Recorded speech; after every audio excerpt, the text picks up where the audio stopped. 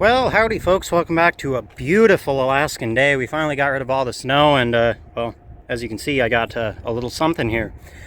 You'll have to pardon the wind noise and the road noise. We're right by the highway. We're down in Salcha, Alaska, about 40 miles away from home today because I had to pick up this thing. This is a World War II Willys MB Jeep. It's been on Marketplace forever and I can't imagine why it hasn't sold yet, why I'm the one that had to buy it, but I guess it was kind of fate or whatever, what have you.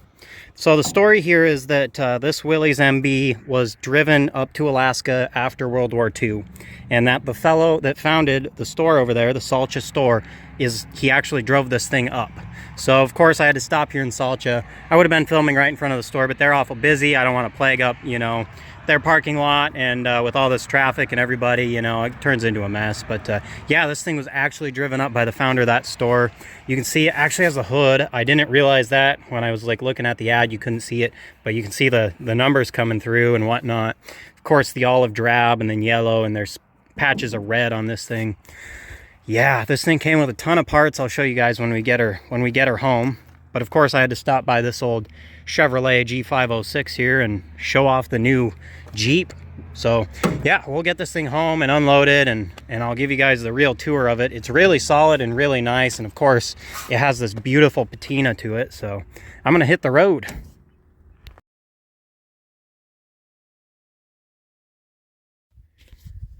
Alrighty, success. We made it back. I realized on my way here the about 65, 70 miles an hour that I was going on the highway there is almost definitely the fastest that this Jeep has ever gone in its life, which is pretty crazy to think about. I'm just assuming based on this thing's condition and the fact that I think there's a license plate on the back. Obviously I can't show you right now, but I'm pretty sure the license plate's a 1968 plate, which means that this thing was probably taken off the road in 1968. That doesn't mean a lot because so the guy I bought this from lived down the road from where there was a sawmill. That sawmill was owned by the people that owned the Salcha store there, and so this would have been like a utility service vehicle around the sawmill before it was parked. So of course it probably saw a service life after the 1968 license plate, but I assume that it got parked or parted out because some drivetrain issue. So I mean, that does pretty much make it I would say it had all original drivetrain when they stopped using it. And yeah, I don't think this thing's ever gone 65 miles an hour in its life, but well, it did today. So you can kind of see we got a ton of parts in there down here. I actually found this milk crate at the dump on my way back. It's got a couple gauges. Who throws this stuff out? Bunch of, oh, those are like fencing staples. There's a pintle hitch down there. We got a blackout light that's, I think it's for something newer than this Jeep, but I'm not going to complain. The hood here, obviously, everything's settled in on the ride, which is nice. We didn't lose anything, so that's cool.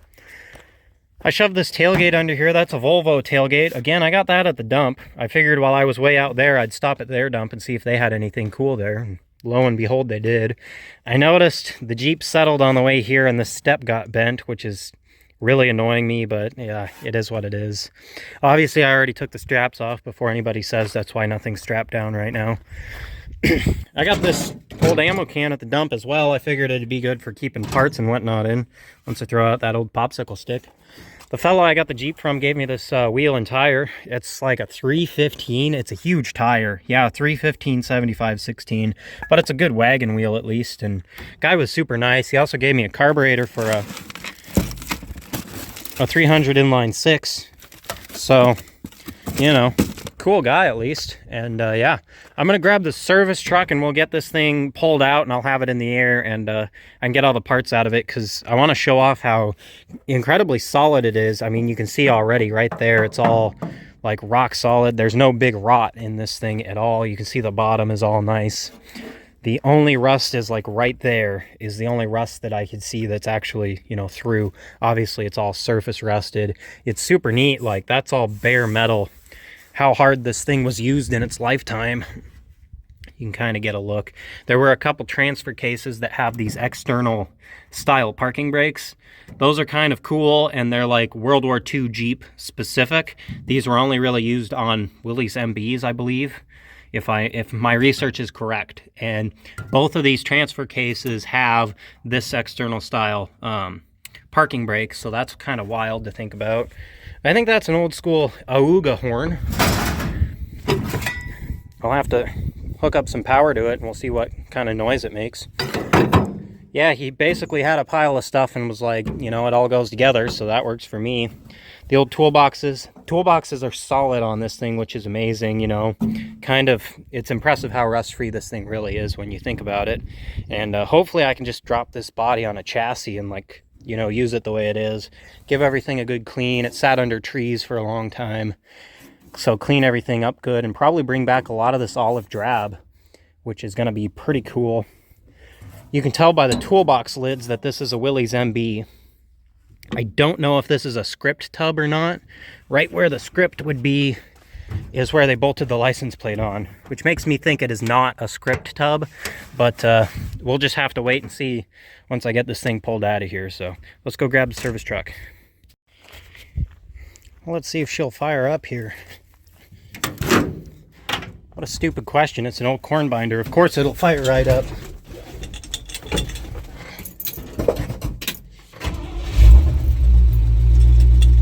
Loyal. Man, I love this thing.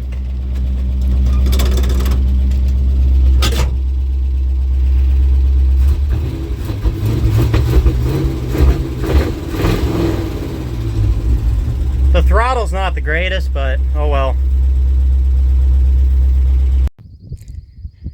There we go, just gotta get it rigged up now. Alrighty, well, how about that? I got this thing out, just picked it all the way up, obviously, and I drove the power stroke out from under it, and this gives us a great chance to look underneath this thing and sort of, I mean, this thing is wearing its age super well. I have seen substantially more rusty Jeeps out there. It is indeed not a script tub. If you don't know, I assume a lot of folks do, these Jeeps had, right under where this license plate is, it would have been stamped Willys. If it were a GPW made by Ford, the early ones were stamped Ford back here in the Ford script. So this one's not, it's not a script tub. It's kind of a later Jeep in the grand scheme of the war. I think late 1942 is when they stopped putting the script on them, because both Willys and Ford sort of got in trouble with the U.S. government for kind of tramp stamping their products. And so they both had to stop doing that. And then, if you know, Ford kind of got a little upset about that. And Ford stamped a cursive F in the top of like every bolt on a GPW from 1942 or so on. I don't know the exact date on that, but that's the story of the like script tub. So this is a later one. Like I said, I can tell it's an MB because of the flat toolbox lids. I'm gonna try not to get like under this thing. Obviously that's kind of dangerous, but these tubs actually only weigh like around 300 pounds, I guess, which is kind of cool. It'd still kill me if it fell on me, but you know, I didn't notice this patch before. That's awesome. You can see this thing got like backed into something and somebody like pulled it out. You can see this cut seam right here, so that's really cool. You can see green over red, so somebody tried to do an olive drab paint job later on in this Jeep's life, which is also peculiar. It's got yellow and red and green going on. Obviously this bottom green layer, that's the original World War II green. Like I said, this thing is surprisingly solid. Even the hat channel right there, it's a little rusty. What's this brass fitting? Huh. It's like a brass fitting there. It's got these like buttonholes around it, so I think it had a top of some sort on it. These are for your safety chains or your safety loops. They'd have cloth sort of straps that went over the door here so you didn't just fall right out. Yeah, I think when the time comes, I think I'm just gonna get I'll probably end up having a frame kicking around, and I'm just gonna drop this thing on it and let it rip the way it is and not do any rust repair. This thing is super, super solid. I can't believe how solid this thing is. The whole back area is solid and everything. Like I said, the worst of the rust is right there, and you can already see, I mean, that's why there's rust there. There's dirt packed in there. So yeah, that's amazing. I think I'm gonna go I'm gonna drop this thing down and I'll let you guys look inside of it real quick. Alrighty, I had to like completely re-rig this and threw my come along on there. I had that ratchet strap holding the back end of the tub up, and yeah, ratchet straps aren't very great for that, because guess what, when you gotta let them go, they go all the way. But that was no trouble for me, obviously. Of course, if I had a longer strap on the front, I could have balanced this, but it worked out fine the way I've got it. It's pretty stout. Like I've said before, or like a minute ago, the great thing about these flat fender Jeep tubs is they weigh like almost nothing. So like this is like 1,000-pound ratchet strap here, and then that's a really big lift strap. So this worked out pretty good. This thing's pretty stout.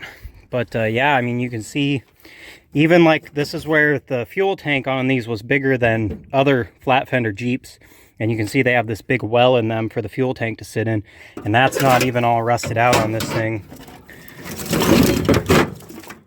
Old headlight trim ring here. Bunch of old cloth covered wiring. All of that can basically just find the dump right away. That should be a flathead, a Willys Jeep intake. Unfortunately, it's broken. But will I throw it out? Absolutely not. Let's see. Intermediate shaft for a T90. That's junk. There's the parking brake handle.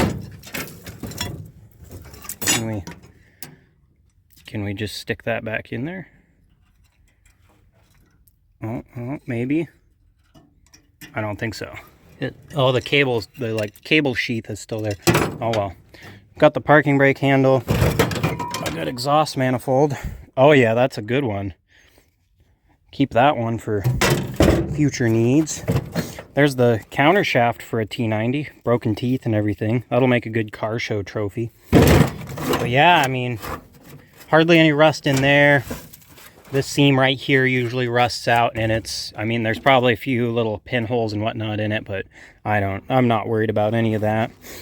The wheel well here needs to be repaired. You can see it got a little hammered on, but toolboxes are pretty decent. You can see down there, this was punched in just like the other side, and somebody must have patched it.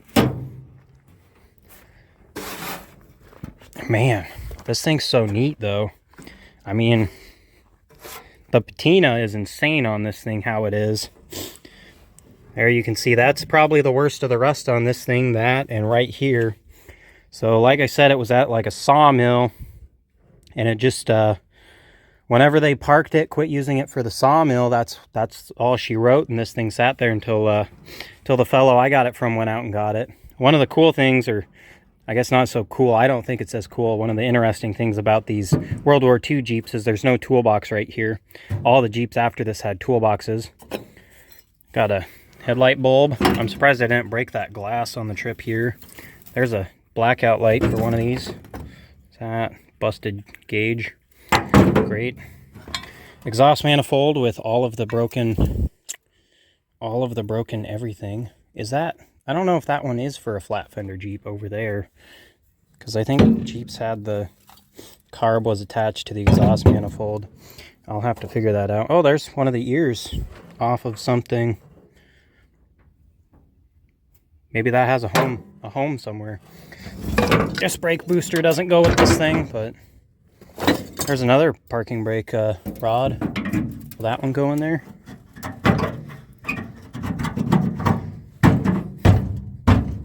No.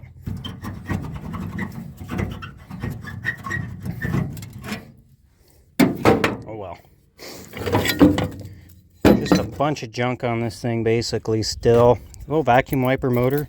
That's off something else, because these had mechanical wipers, I believe. It's a tri-coat. Glove box still opens. The glove box isn't even all. The glove box is like dead solid. You can see this thing got painted red, and somebody took time when they painted it red because they pulled all the data plates off, and that's why they're still red under where the data plates were, which is wild. There was another plate there that somebody took. It sucks somebody took all the data plates off this thing, but man, I think there's a little rust in the corner of this toolbox again. Nothing that a little bit of ignoring it won't take care of. air cleaner setup. I was pretty jazzed about the air cleaner setup because I needed that. That fan shroud doesn't actually go to a Jeep, but I have it. This is the rad. This thing's probably savable. Sucks it's all damaged up. Part of that was probably me when I just brought it home, but that's old. Also, the neck right there is cracked, but we can resolder that and do a hillbilly pressure test on it and see if it's worth working with. A good bell housing never hurts to have more of those. The hood, I can't believe the letters are coming through on that. I wonder, I should be able to look up and figure out what the letters, like where this thing was at, which is pretty wild. That's almost dead certain the actual hood for that Jeep, which is great. This is a giant exhaust manifold that definitely doesn't go to a Jeep. Transfer case for a Jeep. Like I said, both of these transfer cases have the external parking brake, which they don't perform any better at all. In fact, I think they're a little worse, but that's kind of a unique thing to the MBs, I believe. That oil pan was thrown in with stuff. It does not go to a Jeep. That's a front mount plate, I believe, for a Willys Jeep. That actually does go with it, of course. A couple drive shaft odds and ends, not really much worth saving. A huge pintle, that's for a big truck, I believe. Like I said, I don't think that blackout light goes with it, but here's what I was kind of really after is these cylinder heads, and that one's for a Ford. That's what I thought one of them might be for a GPW. Hence it says GPW on it. Both of these, I believe, are for World War II Jeeps because neither one says Jeep on it. So that one must be from that Jeep. This one must be an MB head. And then this one, because it says GPW right on it, is actually for a Ford GPW, which is crazy cool. And definitely something worth holding on to. Well, all this is worth holding on to me, but yeah, that's going to need a little... She needs a little help, but that's all right. Oh, and this Volvo tailgate from the dump. I just thought it looked cool. I'll lean it up against a tree and look at it. Man, anyhow. Thank you guys for following along, saving this old lost war relic that was sitting out in the woods here in Alaska, and eventually, maybe someday I'll breathe life into this thing yet again, but she's pretty low on the list. It's just something, I've been eyeing that marketplace ad forever, and it finally got to me. So I shot the guy kind of a lowball offer, and lo and behold, he took it. So I'll get this thing kind of propped up on some pallets so that it's not sitting on the ground. Hopefully it won't rust anymore. Clean all the leaves out of it. You always want to clean all these forest leaves and whatnot out of stuff. They just hold moisture, and as you can tell, it's all right there. So that would help that rust out. So you got to clean all that stuff out of these things so that they don't rust any worse. Kind of want to keep this one preserved. This thing's kind of a peach, all things considered, and I can't wait to see it as a complete Jeep with that patina on it. This thing is super, super neat. But anyhow, kind of a fun little adventure that I went on. It's only like 8:30 at night. I left right after work and ran out to pick this thing up, and the time schedule worked out amazing on this, so it's not super late and I'm still monkeying around with stuff. And man, what a cool piece of Alaskan and World War II history. So anyways, thank you guys for watching, and we'll catch you guys on the next one.